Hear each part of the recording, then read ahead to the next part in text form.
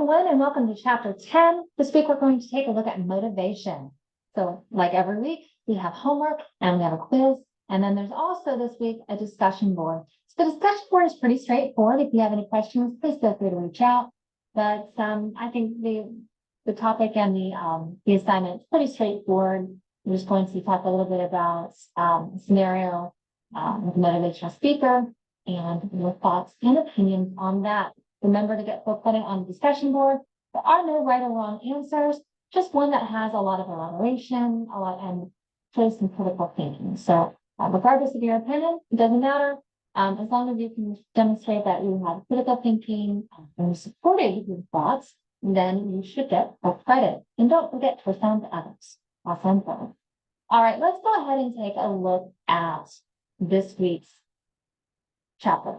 So first off, this week we're going to learn about motivation. And one of the things that I kind of relate motivational theories to is I kind of relate it to music, right? So I love music. I love all sorts of different types of music. As we might know or not know, that there are different types of genres of music. You have classical, jazz, R&B, hip hop, rock, pop, soul, country, all the different types of music. I enjoy all music. I love it all. I love a good lyric. I love a good melody. I love a great bridge. Really enjoy the different types of music, except one type. There's one type I don't like. Not sure if I should admit this or not, but I think it makes my point relevant. So I will go ahead and say it. I'm not a fan of country. I'm not Southern, and there's nothing wrong with country music. I just don't like it. Right. And so if you do like country, awesome. I appreciate the artists behind it. I think all artists, all music, most singers, songwriters, I think they're all great artists. I just, again, I can appreciate them as an artist. I don't necessarily have to like it, though, right? And so when I hear a country song, again, there's a method to my madness. So please bear with me. So when I hear a country song, I turn the station. I don't want anything to do with it. I don't like it. It's just right? Last year, there was a song that came out, Fast Call by Luke Combs. And I don't know the exact genre type because they were playing it on the regular radio stations. But to me, it sounded like country. Luke Combs, I think, is country. It would come on and it would infuriate me because the reason why is I grew up with the original song, Tracy Chapman, and I love that song. I think I was in high school when that came out.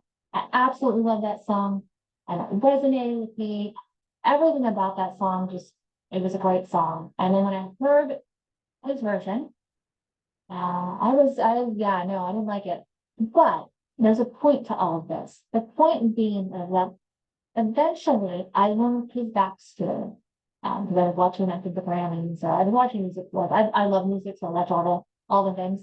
And I remember he did the cover. I think it might have been the Grammys last year. Don't quote me, but he talked about why that song was important to him and how it resonated with him. And his father was an alcoholic and overcoming alcoholism and just his childhood. And it really touched me, his story. So that now when I hear that song, I don't hear the country aspect of it anymore.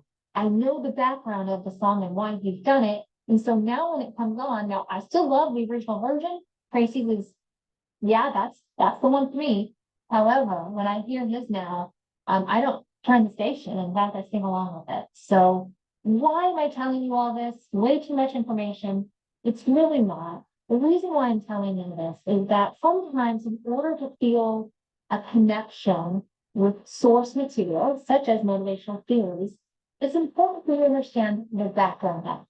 And so while you might not agree with some of these motivational theories you're about to learn, if you know the backstory and why you're learning it, you might be able to appreciate it. So that was my method to my madness. So the textbook will start off with talking about the value of motivation, why motivation is important. That's common sense. It's hard to be successful in life if you're not motivated, right? So when I talk about different things, most of this stuff is pretty straightforward. We're not talking about rocket science when it talks about motivation and motivational theories. And when you learn about it, you'll kind of shake your head and say, yeah, okay, that makes sense. Or I don't already know that. Then we move into Frederick Taylor's scientific management. And so I kind of wonder, typically in a textbook, we have two different chapters. We have a chapter that's dedicated to management theory, and then a chapter that's dedicated to relational theory. It kind of muddied the waters here. So scientific management theory is a completely separate entity. It's not even music, right? It's something completely different. Management theory talks about how to manage employees. It doesn't talk about motivation. It more talks about the different types of leadership styles, what style is better, if you change the environment, what happens. And so management theory is really from the management perspective. And I question why they even talk about management theory and why it doesn't have its own chapter, but man, who am I? Long story short, I think it does segue well into motivational theory. And so when we talk about management theory from the management perspective and managing employees, and then you segue into motivational theory, that makes sense. And so maybe that's why they presented it. But at the end of the day, I want you to know that Frederick Taylor and scientific management is not motivational theory. So I just want to clearly identify that for you. But I think it does segue well. So I think maybe that's why they put it in. At any rate, once you learn about Frederick Taylor and scientific management theory, you will then learn about Hawthorne, Elton Mayo, Hawthorne studies. And so this is actually kind of cool. Again, this is not necessarily a motivational theory either, but it kind of, again, it's a segue into motivational theory. We're going to learn about Mayo and the Hawthorne studies. You've probably heard about Mayo, Mayo Clinics. Very integral, played a very important role in science and research. And so that's where this comes from. Now, the Hawthorne studies were the studies that were actually done, and it looks at how workers are affected by their surroundings. A lot of different things, are they going to be more productive in a better environment? If there's light versus dark, if the working conditions are poor or if it's good. Keep in mind that all of these theories came about during the Industrial Revolution when employees were at one point working on, the farm, or maybe they're working at a small mom and pop business, all of a sudden transitioned into working into factory conditions. And of course, factory conditions 100 years ago were third world country life compared to what they are today. Won't go down that avenue. That's probably for next week's topic and HR, but at any rate, Hawthorne studies take a look at how employees can be more productive. And one of the things that they found was this thing called the Hawthorne effect. Basically, people tend to act differently when they know they're being watched, right? You take a group of kids, and reminds the kids, 10-year-olds. You take a group of 10-year-olds in a classroom, and when there's a teacher there, they're going to act very different than when that teacher steps out of the room. I would love to think, let's hope, that those 10-year-olds are going to behave for that teacher, that they're not going to act out, they're not going to, no chaos is going to break out, but they're going to be well behaved, right? Let's just mess up with this. So they're going to act very differently with that teacher. The minute that teacher steps out of that classroom, what happens, right? It's acts, they act them up. I just saw a movie with that word in it the other day. Was it Hocus Pocus? So if you're familiar with that, that's why I did the word about funny little part of that movie. But anyway, let's talk a little bit about the different types of motivational figures. So motivational figures, there are different types of motivational theories. We have what's known as process-based theories and needs-based theories. So throughout my whole lecture on the different genres of music, well, guess what? There are different genres of motivational figures. So the first type of genre is needs-based theory. The second type is process-based theory. So maybe you like both of these types of genres, and maybe you're like me, where you like everything. So you're going to find things in the needs-based theories that make sense to you and resonate with you, and you kind of agree with. And then maybe under the process-based theories, you're going to find the same thing as well. I hope that's the case. I hope you appreciate both of these genres. However, I talk about the country genre because not everything is going to resonate with everyone. And so if you are a student and you're learning about the process-based theories, and it's just not resonating with you, please keep in mind that maybe there's some sort of behind the scenes factor that can help you learn about these different types of theories and kind of maybe it won't ever resonate with you, but at least you can understand why. All right, let's talk about the different types of motivational theories. So the two genres are needs-based theories and process-based theories. Those are the two that we're going to look at in this chapter.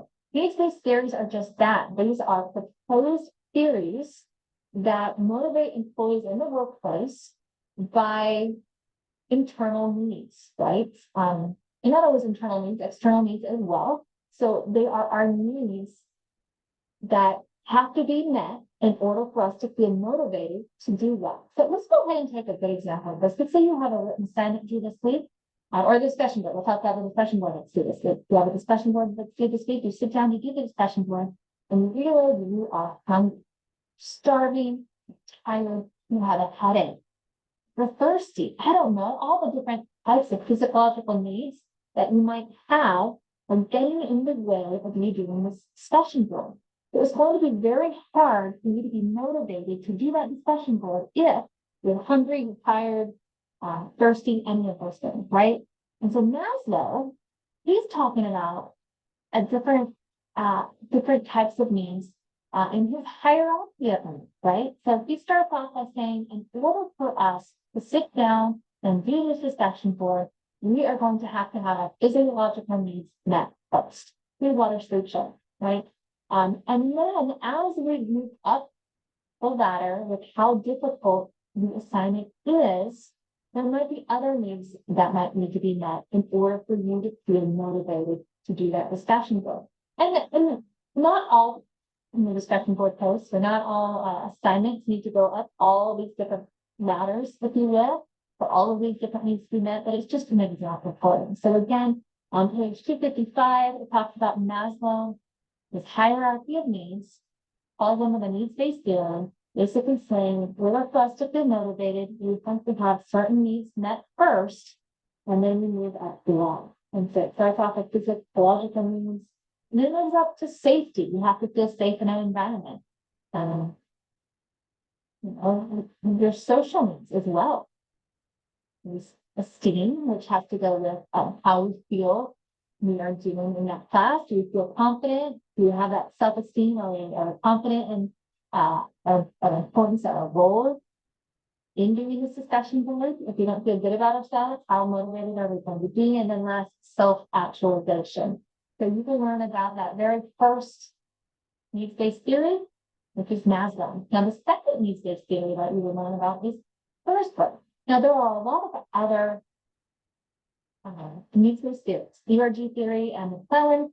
The book doesn't talk about that. I'm just using something that I use for other classes.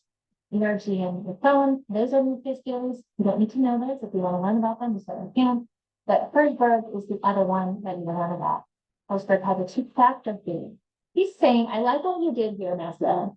I understand what you're saying. I'm going to take a step further, though. I think not only within part of having physiological needs that first makes sense, I'm going to go ahead and simplify what we're studying. I think, I'm pretending I'm Herzberg here, I think there's two types of factors that help motivate employees. First, there are the hygiene factors.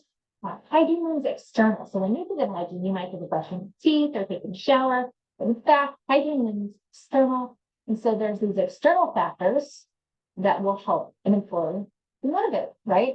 Hey, a good paycheck can go a long way, right? When you're getting paid well for the job, hey, you might be more motivated to do that job well. If you know you're being underpaid and not well enough, you might not be so motivated to try out that job, right? The hygiene factors. In addition to external factors like pay, time off, bonuses, there are also these things called motivation factors or internal factors. And these are things that make you feel good about the job you're doing.